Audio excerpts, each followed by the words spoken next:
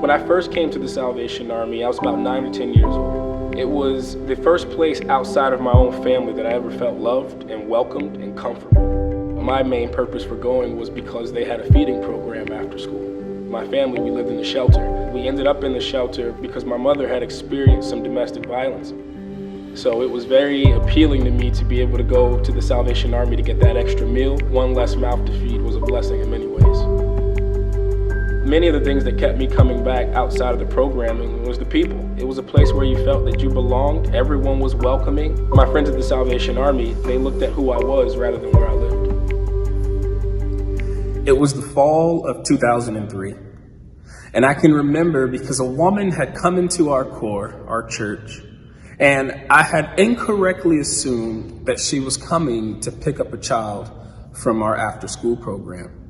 And as I asked her a few questions, what child are you looking for? Who are you?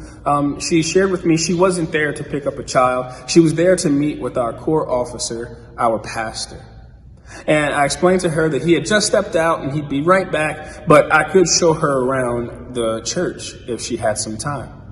So I showed her our chapel, the classroom space where we did programming, showed her the gymnasium and all the happenings that were going on in there with the children and the after-school care counselors.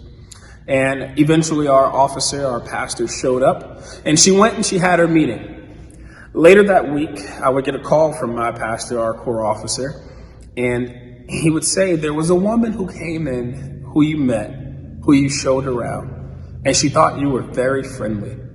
And she wants to know if you'd like to work at camp this summer.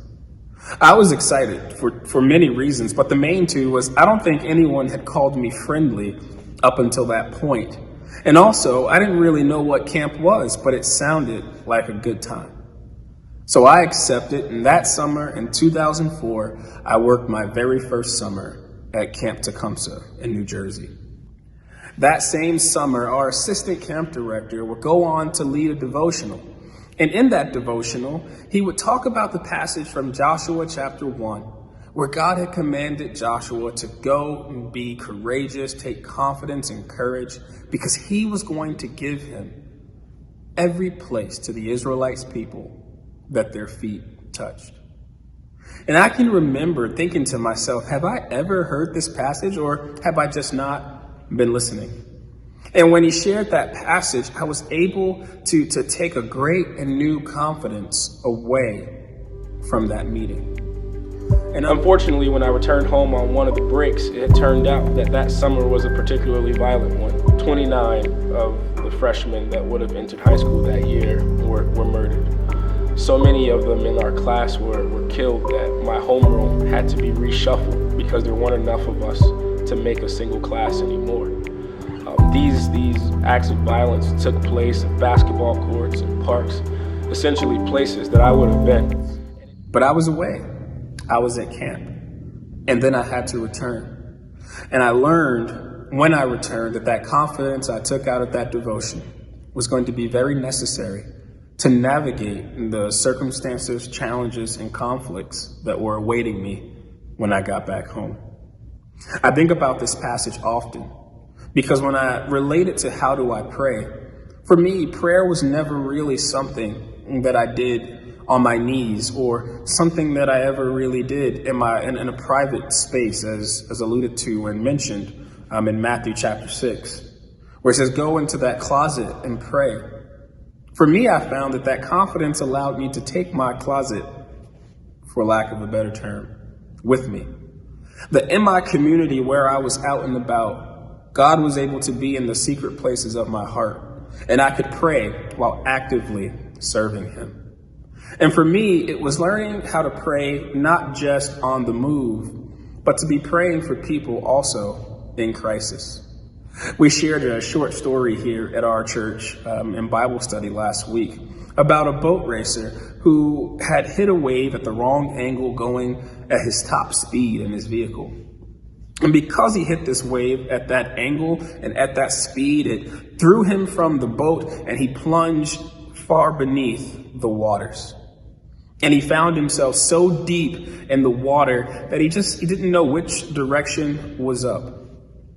But because he had experience, he was able to calm himself. And he took just a moment and he felt the gentle tug of his life vest as it pulled him to the surface.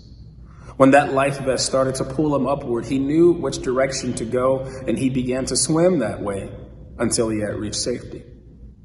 For me, that's my prayer life.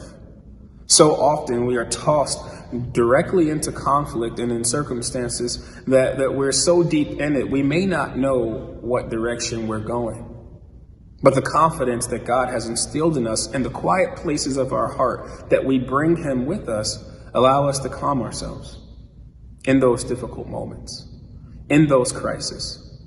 And when we feel his gentle tug, be able to communicate with him and begin to move in the right direction. For me, prayer has been much about recognizing circumstances and listening and waiting upon God. Initially, if you're anything like me, I felt that sometimes the waiting could feel lazy.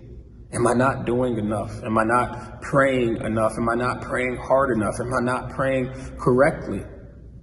But I come to learn that even in my prayers, in the not speaking, but in the waiting, in the listening, I wasn't doing nothing. I was preparing myself for when God answers.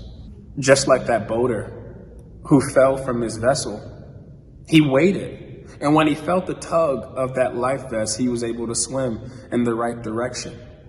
When we pray and we wait for God to nudge us, I pray that we're preparing ourselves to move in the right direction once he speaks.